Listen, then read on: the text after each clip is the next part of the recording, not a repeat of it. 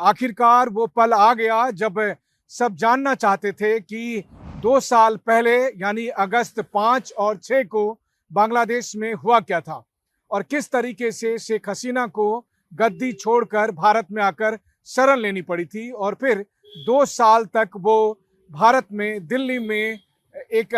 गुमनाम सी जगह पर रही। और अब उनका क्या प्लान है, इसको लेकर आज शेख हसीना दुनिया के सामने आई। दरअसल मौका था दिल्ली में फॉरेन कॉरेस्पॉन्डेंट क्लब में आयोजित एक प्रेस कॉन्फ्रेंस का, जिसे ऑनलाइन ऑडियो के जरिए शेख हसीना ने संबोधित किया। मैं खुद उस प्रेस कॉन्फ्रेंस में मौजूद था और उसके बाद मैंने सोचा कि अब आपसे आकर बात करूं कि शेख हसीना ने क्या कहा और इसका मतलब क्या निकलता है। तो देखिए, मुझे याद है वो मंजर जब 5 अगस्त को शेख हसीना ढाका से दिल्ली आई और TV9 की टीम के तौर पर मैं खुद भी उस वक्त बांग्लादेश में मौजूद था और बांग्लादेश में सड़कों पर जो लूटपाट, जो हिंसा, जिस तरह की घृणा, नफरत देखने को मिल रही थी वो अप्रत्याशित था। बल्कि अगर मैं यूं कहूं तो दुनिया के अलग अलग मुल्कों में युद्ध कवर करने के बाद भी उतना डर कहीं नहीं लगा जितना डर उस वक्त बांग्लादेश की सड़कों पर लग रहा था। लेकिन आज जब शेख हसीना दुनिया के सामने आई, वैसे तो बीच बीच में वो पत्रकारों से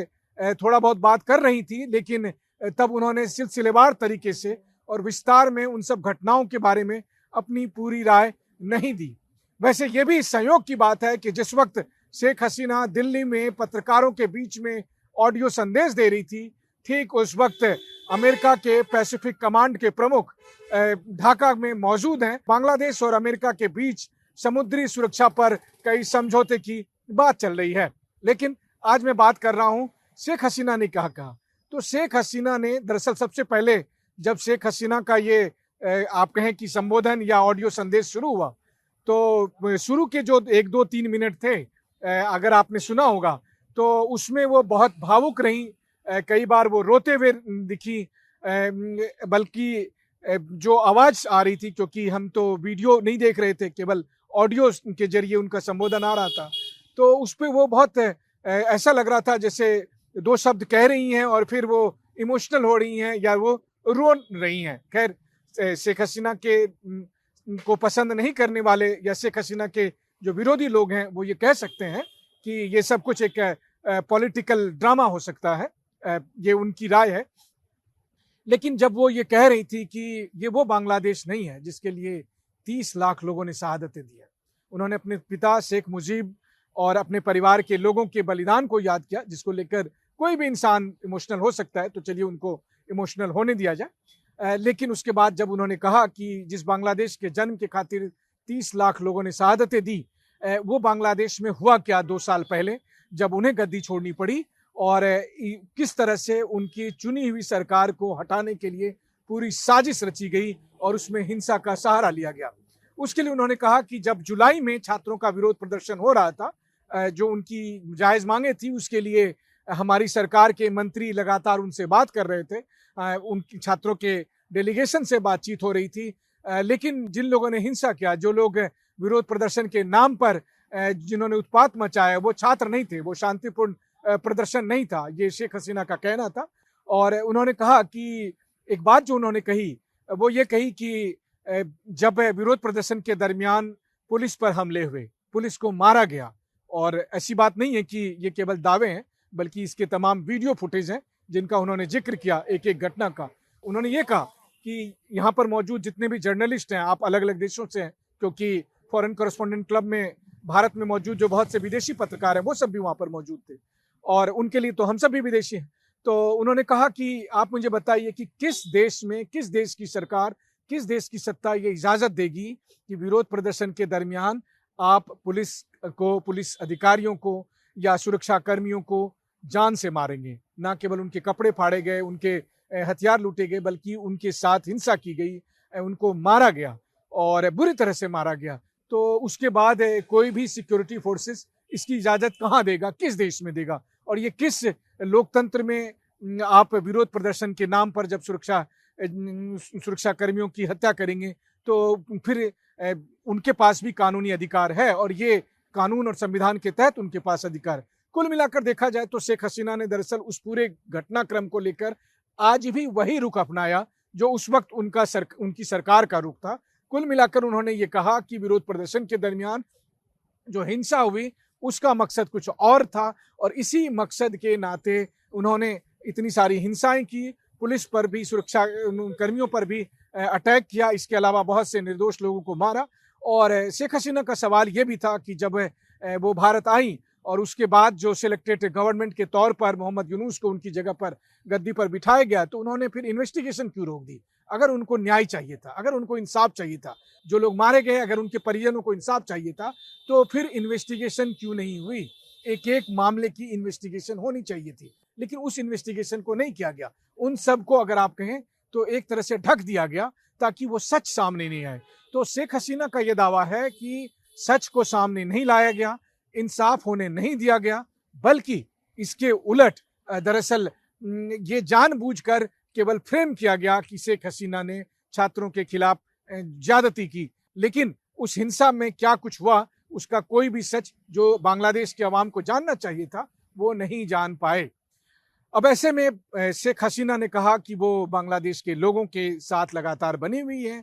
हुई थी और इस इलेक्शन के बाद भी बहुत हालात नहीं बदले। मतलब कुल मिलाकर जो मौजूदा तारिक रहमान की जो सरकार है उस सरकार पर भी वो लगातार सवाल उठाती रही और उन्होंने कहा कि अब वो एक बार फिर बांग्लादेश जाएंगी। तो सबसे बड़ी बात यही है कि अगस्त 2024 से 2 साल तक भारत में, दिल्ली में एक गुमनामी का जीवन जी रही बांग्लादेश की पूर्व प्रधानमंत्री शेख हसीना ने फैसला किया है कि अब वो बांग्लादेश वापस लौटेंगी। और इसके लिए जब उनसे पूछा गया कि अगर आप वहां पर वापस जाएंगी तो फिर आपको, जैसा कि बांग्लादेश की सरकार कह रही है कि आप कन्विक्टेड हैं, हालांकि यह भी बड़ा दिलचस्प है कि उनकी गैर मौजूदगी में ही ट्रायल चला और फिर उनको कन्विक्ट कर दिया गया। खैर, इन सब के बीच में जब उनसे पूछा गया कि आपको नहीं लगता है कि जब आप वहां जाएंगे तो आपको गिरफ्तार किया जा सकता है,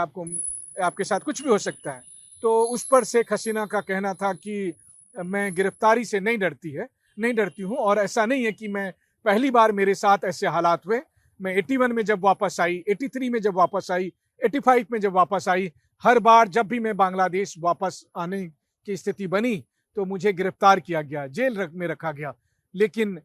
उसके बाद फिर 2005-6 का भी पीरियड उन्होंने कहा कि जब वो दोबारा से विदेश से जब आई तो उनको रोकने की कोशिश की गई लेकिन नहीं रोका जा सका। कुल मिलाकर शेख हसीना को ये लगता है कि जिस तरह से पहले कई बार वो इसी तरह के हालात में बांग्लादेश वापस लौटी थी और कुछ मुश्किलों का सामना करके वो सत्ता के शिखर तक पहुंची, शायद एक बार फिर उनके लिए ये उम्मीद बची हुई है। कम से कम शेख हसीना ये सोच कर चल रही हैं और इसीलिए उन्होंने ऐलान किया है कि वो अब भारत छोड़ वापस अपने मुल्क बांग्लादेश जाएंगी। और जहां तक बात है बांग्लादेश में उनके खिलाफ कानूनी कार्रवाई की है तो उन्होंने साफ तौर पर कहा कि उन कानूनी कार्रवाई का सामना करने के लिए वो तैयार हैं। तो ये शेख हसीना की मुख्य तौर पर बातें थी। उसके अलावा उनके बेटे संजीव वाजेद और पार्टी के कुछ लोगों ने भी अपनी अपनी बातें रखी और कुछ सवालों के जवाब संजीव वाजेद ने दिया। लेकिन कुल मिलाकर आज शेख हसीना ने अपनी घर वापसी का ऐलान कर दिया है और जाहिर है कि ये इतना आसान होगा नहीं जितना लगता है। वो इसलिए भी क्योंकि बांग्लादेश में शेख हसीना के खिलाफ भी एक बड़ा तबका था और उन्होंने पिछले 2 साल में जिस तरीके से शेख हसीना के खिलाफ कार्रवाई की वो उससे साफ तौर पर है कि शेख हसीना का वहाँ लौटना। लेकिन मुझे लगता है कि शेख हसीना को अपने समर्थकों पर, अपने लोगों पर, अपने पार्टी के लोगों पर भरोसा होगा, शायद इसलिए उन्होंने ये फैसला लिया है। और आखिरकार हर व्यक्ति को लौटना तो एक दिन अपना घर ही होता है। रही बात भारत की, तो सबसे बड़ी बात तो यह है कि शेख हसीना के इस कार्यक्रम को रुकवाने के लिए पहले बांग्लादेश की मौजूदा सरकार ने भारत के जो हाई कमिश्नर ढाका में हैं उनसे अनुरोध किया था कि ये कार्यक्रम ना होने दें, लेकिन भारत के विदेश मंत्रालय ने कहा कि ये एक निजी कार्यक्रम है और इसमें सरकार का कोई रोल नहीं है तो हम इसमें दखल नहीं दे सकते हैं। और इस तरह से ये कार्यक्रम हुआ। बांग्लादेश की सरकार ने बांग्लादेश की सभी मीडिया संस्थानों से कहा है कि आप इस बारे में कोई कवरेज नहीं करेंगे, जो कि नहीं होना चाहिए। बांग्लादेश एक लोकतांत्रिक देश है, इस तरह के जो ऑर्डर्स होते हैं वो मार्शल लॉ के दरमियान होते हैं, ये तो कम से कम मोहम्मद यूनुस भी नहीं करते थे, तो ये नहीं होना चाहिए। लेकिन वहीं दूसरी तरफ बांग्लादेश की सरकार ने बाकी दुनिया की मीडिया से भी कहा था कि आप भी कवरेज ना दें। लेकिन ऐसा क्यों होगा? शेख हसीना वापस जाना चाहती है, ये दुनिया के हर मीडिया संस्थानों के लिए एक बड़ी खबर है। अब आगे बांग्लादेश में क्या होगा ये देखने वाली बात है। रही भारत सरकार की, तो देखिए भारत सरकार ने लगातार कहा था कि वहां पर चुनी हुई सरकार होनी चाहिए, और जब चुनी हुई सरकार बनी, तारिक रहमान साहब वहां पर प्रधानमंत्री बने, तो भारत ने लगातार बांग्लादेश को सपोर्ट दिया और बांग्लादेश के लोगों के हित में बांग्लादेश की उस सरकार के साथ काम करने का ऐलान किया। ये भारत सरकार का शुरू से एक स्टैंड रहा है और यही स्टैंड पर वो आज भी कायम है। और इसी के तहत अगले महीने जब भारत में दिल्ली में ब्रिक्स सम्मेलन होने वाला है, उसके लिए बांग्लादेश के प्रधानमंत्री तारिक रहमान को न्योता भी भेजा गया। तो कुल मिलाकर देखा जाए तो भारत ने जहां एक तरफ अपनी उस समय के दोस्त बांग्लादेश के प्रधानमंत्री रहे शेख हसीना को एक बार फिर शरण देकर अपने उस दोस्ती का फर्ज निभाया है, वहीं दूसरी तरफ एक पड़ोसी होने के नाते बांग्लादेश की सरकार के साथ भी मिलकर काम करने का ऐलान किया है। तो हम दोनों पक्षों के साथ काम कर रहे हैं, हम मतलब भारत सरकार दोनों पक्षों के साथ काम कर रही है और काम करने को तैयार ही है। ये बाकी बात ये बांग्लादेश की अंदरूनी राजनीति का मसला है, लेकिन बांग्लादेश के लिए भी ये एक अग्नि परीक्षा है। वो इसलिए क्योंकि बांग्लादेश को ये बताना पड़ेगा कि वो पाकिस्तान से किस तरह से अलग है। क्या पाकिस्तान की परंपरा का निर्वाह करते हुए वो भी अपने पूर्व प्रधानमंत्री या अपने लीडर्स को के साथ उसी तरह का रवैया करेंगे जैसे पाकिस्तान के इतिहास में पहले प्रधानमंत्री से लेकर अब तक के हैं कि उनके प्रधानमंत्री या तो जेल में रहते हैं या मार दिए जाते हैं। तो क्या बांग्लादेश अपने उस रक्त रंजित इतिहास से अलग एक नई बिसात रखेगा, और क्या लोकतांत्रिक प्रक्रिया के तहत इस मुद्दे का फैसला हो पाएगा? क्योंकि जनता ने एक बार आवाज देकर तारिक रहमान साहब को प्रधानमंत्री बनाया है, तो ऐसी स्थिति में तारिक रहमान साहब की भी जिम्मेदारी बनेगी कि वो कानून व्यवस्था का पालन करे। लेकिन ये देखना वाकई दिलचस्प होगा कि शेख हसीना की वतन वापसी किस तरीके से होती है, और जब अगर होती है तो उस दरमियान क्या कुछ होता है। लेकिन निश्चित तौर पर पड़ोसी मुल्क के नाते भारत की इस पर नज़र भी होगी, और न केवल भारत की बल्कि भारत, म्यांमार, चीन, जो सब पड़ोसी देश हैं उन सब की तो नज़र होगी। लेकिन मुझे लगता है कि अमेरिका भी इसमें खासा दिलचस्पी रख रहा है। लेकिन हाँ, ये बात जरूर है कि बांग्लादेश की प्रधानमंत्री शेख हसीना जब अगस्त 2024 में आई थी तब से ये तय नहीं हो पा रहा था कि क्या होगा, लेकिन अब ये साफ हो गया है कि वो अपने वतन को लौट रही हैं। तो किस तरह से उनके वतन के लौटने की प्रक्रिया होगी